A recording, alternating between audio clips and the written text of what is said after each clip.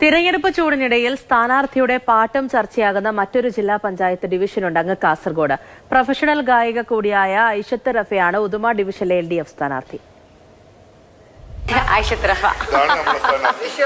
കൈകൊട്ട് പെണ്ണെ കൈകൊട്ടു പെണ്ണെ കൊഞ്ചും വളയിട്ട് കൈകൊട്ട് കൈകൊട്ടു പെണ്ണെ കൈകൊട്ടു പെണ്ണെ കൊഞ്ചും വളയിട്ട് കൈകൊട്ട്.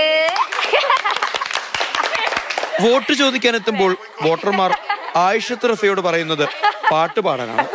സൗണ്ടും ഇല്ല, ഗ്ലാമറും പോയി. തീർച്ചയായിട്ടും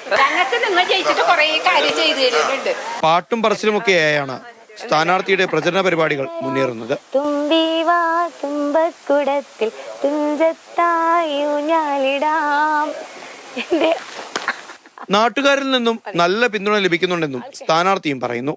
സ്നേഹമായാലും പിന്നെ വോട്ട് തരും എന്നുള്ള ഒരു ഉറപ്പും ഭൂരിഭാഗം പേരും എനിക്ക് തരുന്നുണ്ട്.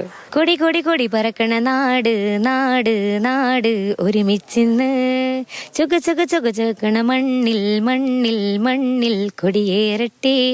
വന്നേ വന്നേ വന്നേ വന്നേ ആയിഷത്ത് റഫ വന്നേ ചിഹ്നം കൂടെ ചാർത്തിടുന്ന വോട്ടർമാരും എങ്ങ് വന്ന്. സ്വന്തമായി പ്രചരണ ഗാനം തയ്യാറാക്കി പാടുകയും ചെയ്തു റഫ.